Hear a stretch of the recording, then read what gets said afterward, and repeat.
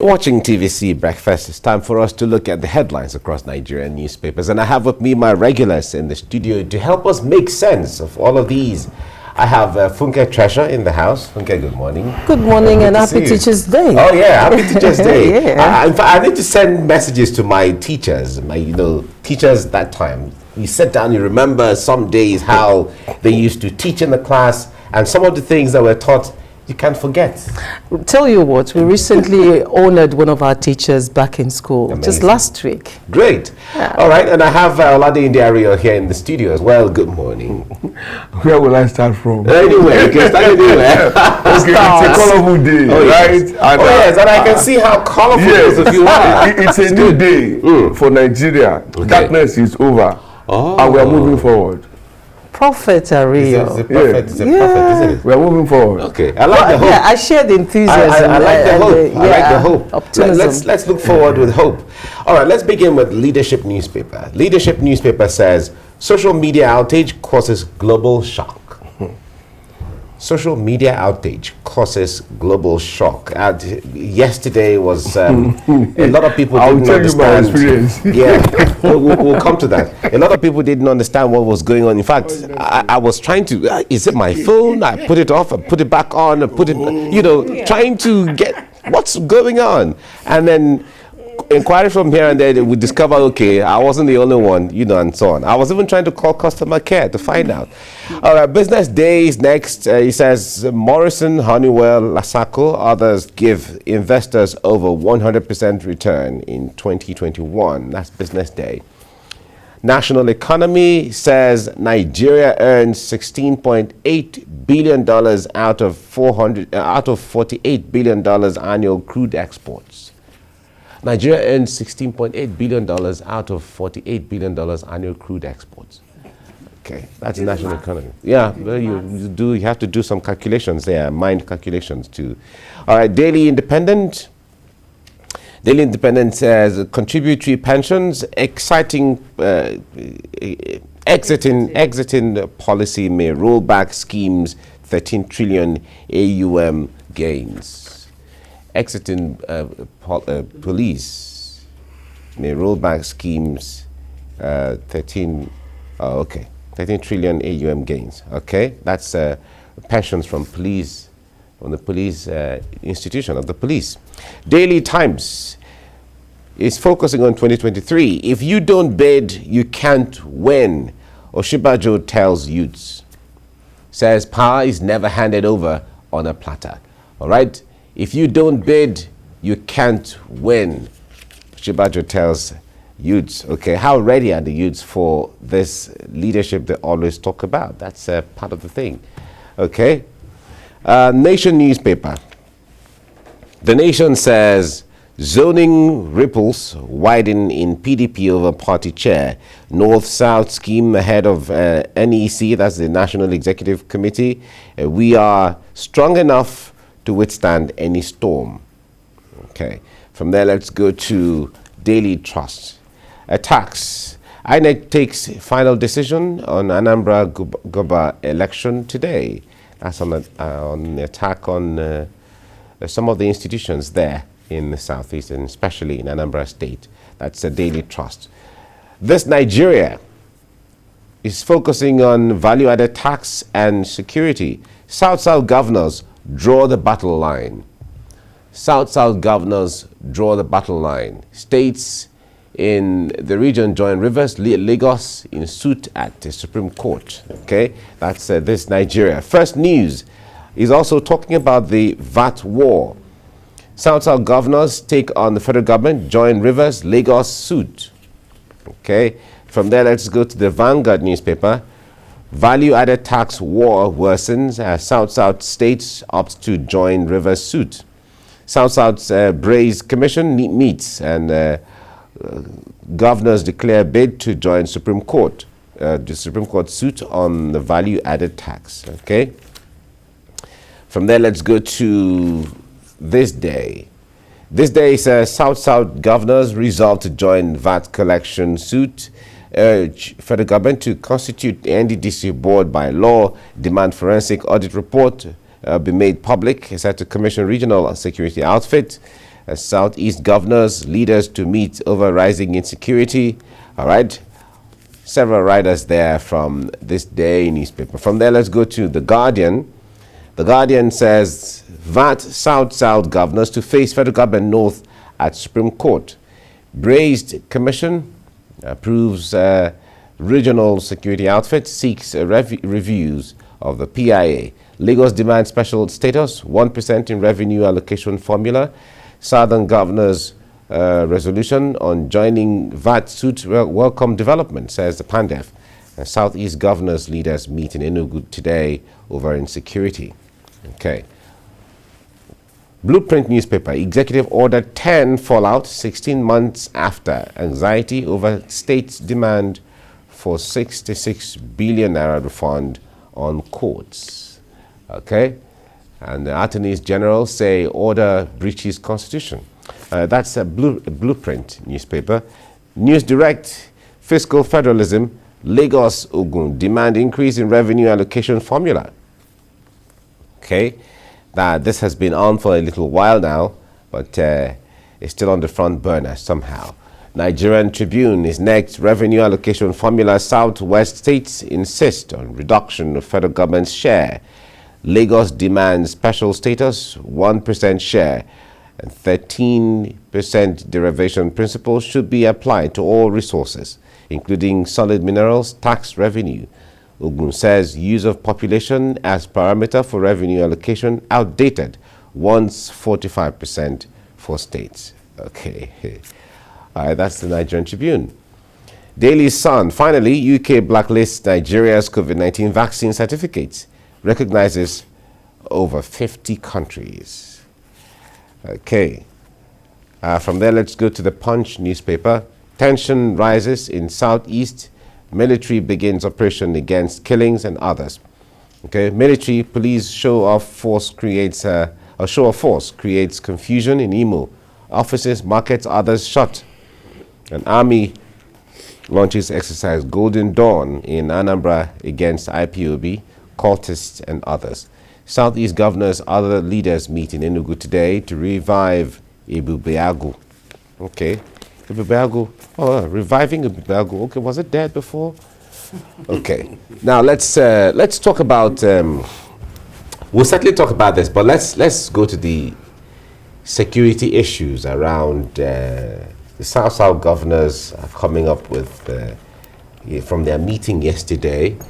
They met and discussed several things, from the issue of open grazing to the issue of the value-added tax to the issue of a security outfit for the region, and amongst other things.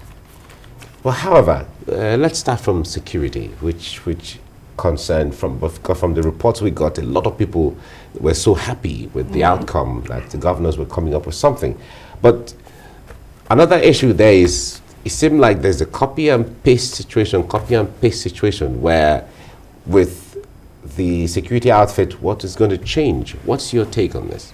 We've been advocating for federalism, true federalism, against the unitary federalism imposed on Nigeria by the military rule, which has refused to go away. But nobody seems to be listening, especially those who have held the levels of power from 1999 till date. Now, what we have now is a direct reflection and consequence of that neglect. Let me also tell you, it's also showing that whether we like it or not, if we don't restructure, we will destroy the country called Nigeria. Because now the West has its own security outfit. Southeast has Ibubeagu. Now, so that they are having their own. And when we say that this country has never been disunited, people who don't understand, who cannot see beyond their noses, they argue. Because all of these are indications. Okay? Coming now to South, they've had security issues like every part of Nigeria. But for them to now know that it's time for them, okay, as a region to come together and do this, for me, shows that they are waking up. And there may be more demands from them. As you have seen, they've aligned with the VAT war, if you allow that language. And like I said, there may be more to it. I don't now know what those at the National Assembly are waiting for before they will begin to look at these issues passionately. Okay? Because all of these things are entrenched in the Constitution, which people have said it is not a true and fair reflection of Nigerians' aspirations, hopes, and intentions. That it was a military constitution hastily handed down to us. And for us to move forward, it must be seriously looked into, okay, and amendments as may be required, effected. So for me, it's a positive development. Okay. Well, Funke, I wonder what you make of this development, because the point there is, of course, they call the state governors chief security officers of their states. They don't have, when it comes to the law, in the eyes of the law, they are not the commander-in-chief. They cannot command the police as to what, they only wield some level of influence. They cannot command the police and decide what the police does, or the military, or the security, or secret police, as the case may be. So, but like, thinking of what is going on in the southwest and the southeast, where they came up with security outfits, they were still waiting to see that efficacy, that work. What do you make of that? Well, at the risk of sounding repetitive, because we've talked about this many times on the show, and Nigerians have repeated this many times, I will lay the blame at the feet of the federal government. You know, because the only constant thing in life is change. You cannot continue to maintain a stand when you know that life itself is dynamic. We've seen these challenges in the southeast, in the northwest, you know, and because of the failure of the federal government to move and take a decisive action at the right time, these chief security officers that you've talked about and the people decided, you know what, let's try and secure ourselves. We all know the first responsibility of a government is to secure lives and property. And if it's becoming difficult to penetrate and get instant action from the central, then you find that the regions or the states will find a solution for themselves, because we cannot exist in a vacuum. Security cannot go on holidays, you know.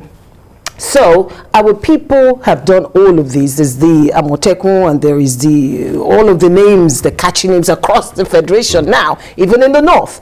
But we haven't seen a concomitant success or progress with all these, you know, security networks that have been formed. Again, I think the frustration may be because the central is not giving tacit endorsement to all of these security groups. And so where we are rigmaroling, just going round in circles. So first of all, the federal government of Nigeria must understand that life is not stagnant. You must move forward, and you must, you know, bring in the opinions and the views of others in order to chart a way forward.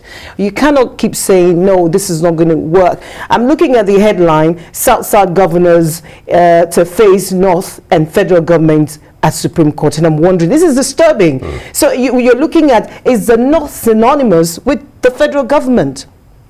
That's the question, and that's what's playing out in Nigeria nowadays. You find the North siding with the federal government, the South, and the whatever South you want to call it, are on their own fighting the North and the federal government. It's not nice for a nation, and it will continue to divide us. And as everyone has said before me, Nigeria has not been this divided in our 61 years of existence. And look, sincerely, the federal government must, you know, look at this and find a way to recalibrate and redress all the agitations, whether they're formal or they're informal, whether they've been acted upon or not. As I see, it looks like it's the federal government itself that is creating problems for itself. That's how I see it. You wake up one day and the federal government is saying no to what used to be, because the VAT, we were just okay with the VAT and people were paying and all of that, and then the federal government came, and then we've been at this for 3 weeks now, and now Lagos State is saying, look, we demand a special status percentage, and South governors are saying we're siding with River State, and we're siding with this. It's unnecessary. We need to focus. We need to focus. If you're too distracted here and there, we're talking about security and now this VAT issue. The distractions are too much for the government at the center. That's but isn't that some people will say it's the beauty of democracy, because when you find things not working the way they're supposed to, and there are so many things government is supposed to do and they're not being done one way or the other, you're going to find all of these, because the peculiarity of how diverse that we are as a people, of course, these things, the elements of those things will play in somehow, politically, economically, and socially. Some people will say that. But let me, you mentioned... Let me close that for you. Okay. In most climes, diversity is, or plurality is used to enhance growth and development. But here in Nigeria, the reverse is the case. That's where we are. No, all right. Now, let me ask you, you talked about the true federalism earlier on. Now, we see that as much as things have not taken shape, but you see how regions, it's creeping in on these us. Regions are coming up, you know, some level of consciousness. Absolutely. Some things may not necessarily have taken shape the way it's supposed to be, but some of these things, is this an inroad into saying that somehow water is going to find its level, no matter how long it takes, when it comes to do federalism? We must understand, as she said, that the only thing that is permanent in life is change. It will always not be. Okay? What we were yesterday is not what we are today. When this cyber shutdown happened yesterday, people now realize that their lives have been so tied to the cyber. They became helpless. I was useless myself for over 5 hours.